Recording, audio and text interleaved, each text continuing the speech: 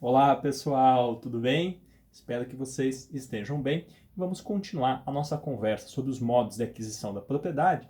Nós estamos enfatizando nesse momento inicial a uso capião, justamente para estabelecer uma conexão com as nossas reflexões anteriores que disseram respeito, sobretudo, ao tema da posse. E, portanto, saímos da posse para o uso capião, já que o uso capião, naturalmente, é um dos efeitos da posse, uma das consequências da posse. Não qualquer posse, já que nem toda posse enseja uso capião. Para que haja uso capião, é necessária a chamada posse ad uso capionem, posse apta ao uso capião, pelo menos na leitura tradicional. Isso significa que nem toda posse enseja uso capião, tá? A posse que enseja uso capião, a posse que permite a consolidação da propriedade, ela vai ter então um conjunto de requisitos adicionais. Né? A possibilidade envolve tantos aspectos pessoais, de modo geral, se entende pela necessidade da capacidade, envolve aspectos relativos ao próprio bem, já que nem todo bem pode ser objeto do uso capião, o bem que está fora do comércio não pode ser objeto da uso capião, e também, sobretudo, os bens públicos, segundo o texto constitucional, não são suscetíveis, não podem sofrer uso capião. E aí remeto aos artigos 183 e 191, sobre os quais nós já tivemos a oportunidade de conversar. Existem algumas situações em que se admitiu algumas formas de uso capião dos imóveis públicos. Há um grande conjunto de controvérsias a respeito do tema. Né? Enfim, é um assunto que vale a pena ser examinado com carinho por vocês em outros momentos. Né? E em relação aos requisitos da uso capião, eu já havia anunciado para vocês que esses requisitos vão variar de acordo com o tipo de uso capião. E aí são muitos os tipos presentes, muitas as possibilidades desse instituto. Nós temos, pensando no maior prazo de todos, um uso capião que é, de modo geral, chamada de extraordinária, que é o uso capião que demora, pessoal, 15 anos. É assim que o Código Civil abre, inclusive, o capítulo da uso capião da propriedade imóvel. Diz: aquele que por 15 anos de forma ininterrupta, sem oposição e possuir o imóvel como seu, então temos aí os três requisitos, a posse contínua, né, e sem oposição. Professor, você fala muito em contínua, né? O código fala em ininterrupta. São sinônimos e o próprio código varia a nomenclatura, é uma curiosidade. Né? Aquele então, ou aquela que durante 15 anos possuir o bem como seu, sem oposição, adquire a propriedade independente de título, independente de boa-fé, independente de registro. Professor, mas como assim independente de registro? Como é que você vai adquirir a propriedade? Pessoal, o registro ele é um dos grandes meios de aquisição da propriedade. Talvez o mais lembrado, mas não é o único.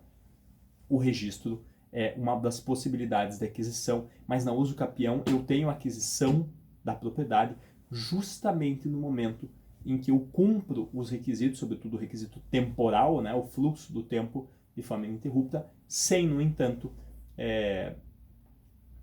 ter a necessidade de promover a ação. Eu posso promover a ação, ou aliás, na medida, porque a gente fala aqui em ação, pensando muito na ação do uso capião, mas vocês sabem bem que é possível também a chamada uso capião feita em cartório ou a uso capião extrajudicial. Essa é uma possibilidade que se faz presente, uma possibilidade importante no nosso direito brasileiro, a despeito do fato de que na prática essa hipótese que foi trazida no novo Código de Processo Civil, ou seja, um procedimento administrativo de uso capião, tal como antes já havia se desenvolvido um procedimento administrativo de inventário, né, que também é possível, a ideia da uso capião não judicial ela acaba sendo muito difícil de ser aplicada, porque diferente do inventário, né, em que sobretudo a verificação é documental, né, eu verifico quem é dono, quem não é dono, enfim, do que era dono, assim por diante. No caso da uso capião, os elementos a serem analisados são elementos que eu considero, por assim dizer, mais delicados, para usar um termo que não é jurídico, mas que me parece bem claro para todas e todos. Né? Por que eu digo que eles são delicados? Porque são requisitos difíceis de serem verificados. Tá? Então, eu preciso identificar se e em que medida nós conseguimos fazer a verificação dessa posse mansa, pacífica, para que então seja elaborado um documento que vai ser levado a registro. Seria o equivalente à sentença judicial da uso capião, que também é levada a registro. Professor, mas você acabou de falar 1 minuto atrás que a uso capião ela não depende de registro. A sentença de uso capião ela é declaratória, então a aquisição da propriedade já aconteceu. A sentença, estou repetindo, a sentença da uso capião ela é declaratória, então ela reconhece um fato que já existia. Qual fato? O preenchimento dos requisitos. Quais requisitos? Que variam em cada caso para a aquisição da propriedade. Esses requisitos, sobretudo do tempo, da posse mansa e pacífica e com a vontade de ser dono. Eu posso ter uma posse sem o elemento animus domini, por exemplo, o locatário. Sobretudo, pessoal, talvez para quem se bate um pouco nessa compreensão das hipóteses em que não cabe a uso capião, pense no locatário, na locatária. São personagens que não podem fazer uso capião, tema bastante pacífico, assim como também o depositário, ou enfim, quem recebe o imóvel emprestado. E eu dizia que o tempo da uso capião varia e comecei com a uso capião extraordinária, por ser a primeira do Código Civil e porque eu gosto desse raciocínio que parte da uso capião mais demorada para a uso capião menos demorada. Então, prazo maior de todos é o prazo de 15 anos da chamada uso capião extraordinária. Daí você deve estar se pensando, nossa, e será que é sempre 15 anos? Não. Esse prazo pode ser reduzido de acordo com o mesmo artigo. Quando? Quando o imóvel for utilizado como moradia habitual ou para obras de serviços de caráter produtivo. Ou seja, eu passo a ter um olhar na uso capião para procurar enxergar para que a pessoa está usando o imóvel. E fixo um prazo de uso capião que vai variar de acordo com o tipo de uso. Acho muito bonito isso, muito atrelado à perspectiva da função social da propriedade, que coloca em jogo não apenas quem é ou não dono de alguma coisa, mas para que a propriedade é usada, ou ainda para que a propriedade não é usada. A uso capião é um instituto que justamente consagra uma proteção bastante importante a quem eventualmente não tem propriedade, ou não permite, não inibe inclusive de adquirir novamente. Verifiquem que cada caso tem regras diferentes, cada hipótese, melhor falando, em vez de cada caso, cada hipótese de uso capião tem regras um pouco diferentes. A uso capião extraordinária, maior prazo, mas que pode ser reduzido para 10 anos, quando a gente cumpre esse requisito especial que eu acabei de falar para vocês.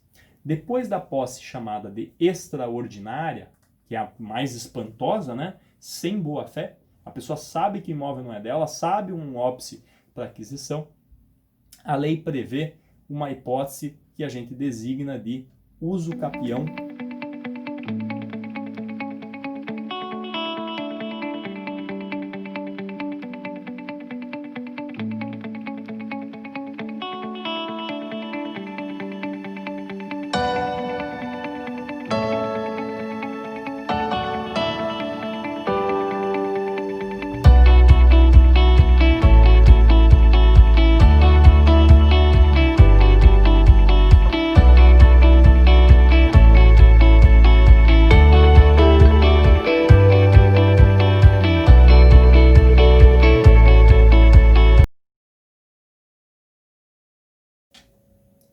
vimos então, a primeira modalidade de uso capião, ou pelo menos na ordem que eu propus a vocês, é o uso capião extraordinária.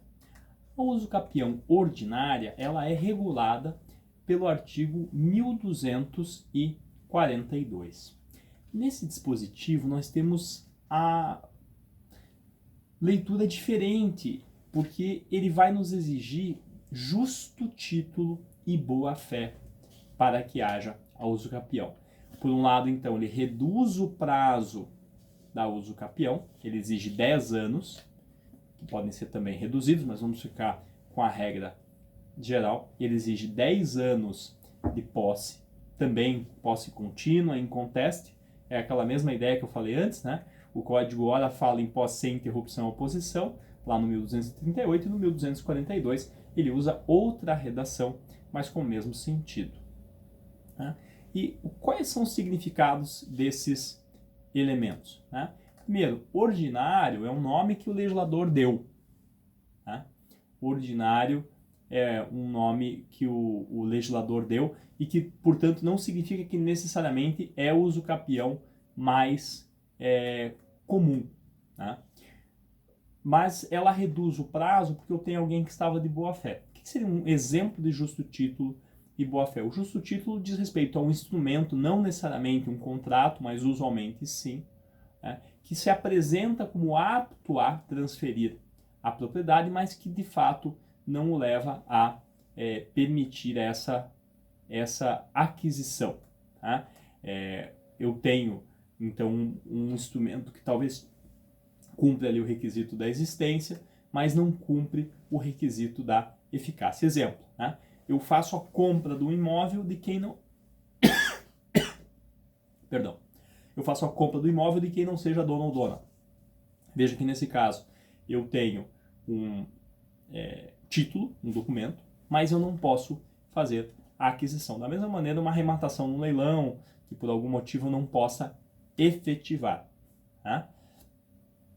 Então, a ideia aqui é de alguém que tenha uma documentação, não necessariamente com registro, né? Mas ela é interpretada de forma geral de modo bastante amplo.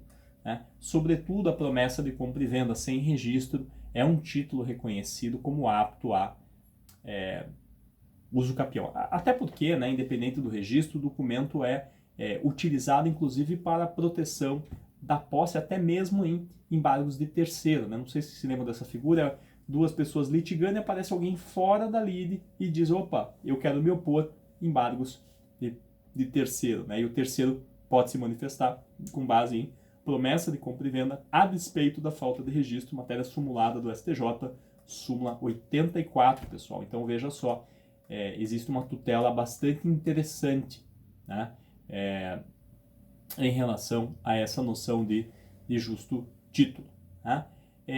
Em relação a esses requisitos, né, nós temos no parágrafo único uma variação. Então veja como o uso capião, na verdade, são, como falei a vocês, diversas modalidades possíveis. Porque o 1242 diz, olha, eu saio do prazo de 10 anos geral da uso capião ordinária e baixo para um prazo de 5 anos quando o imóvel houver sido adquirido onerosamente, com base em registro constante do respectivo registro de títulos e documentos e que veio a ser cancelado. Então, eu tenho na uso capião ordinária, eu tenho a necessidade de verificar não apenas a boa-fé e o justo título, mas se houve ou não a aquisição do imóvel com base num título que chegou a ser cancelado. Né? Então, eu tenho uma exigência bem específica, mas bem interessante para a gente pensar. E aí, os nossos prazos, como falei, podem variar de 10 a 5 anos, ou enfim, de 5 a 10 anos, artigo 1242. E na minha visão, aí a gente já tem duas modalidades de uso capião. Vamos pensar algumas coisinhas também interessantes, né? Algumas situações, né?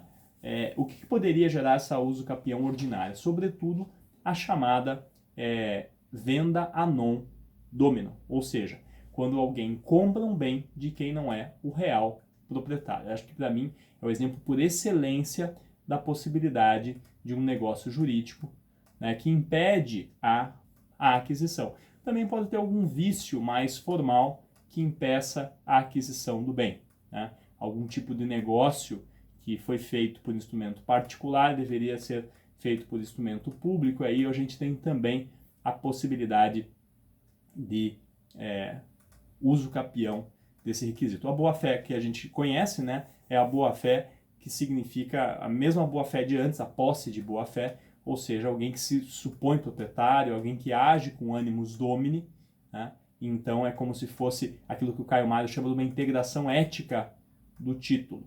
Né? Então nós temos uma possibilidade interessante de aquisição do bem num prazo reduzido. Bacana? Vamos às perguntinhas.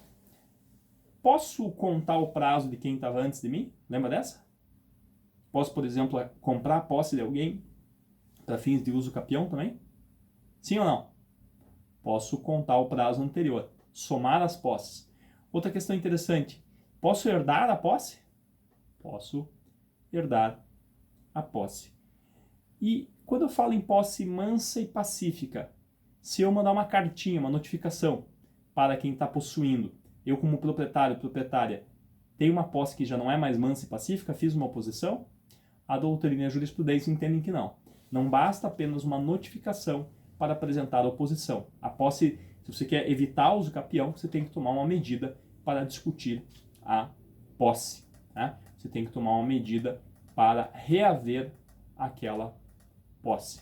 Então não basta apenas uma simples medida simples de notificar. A notificação não é instrumento suficiente para nós verificarmos a efetiva oposição em relação ao exercício da posse. Né? Nós precisamos agir de modo mais duro em relação ao possuidor e, portanto, é necessária uma oposição judicial. Esse é o entendimento majoritário. Ok?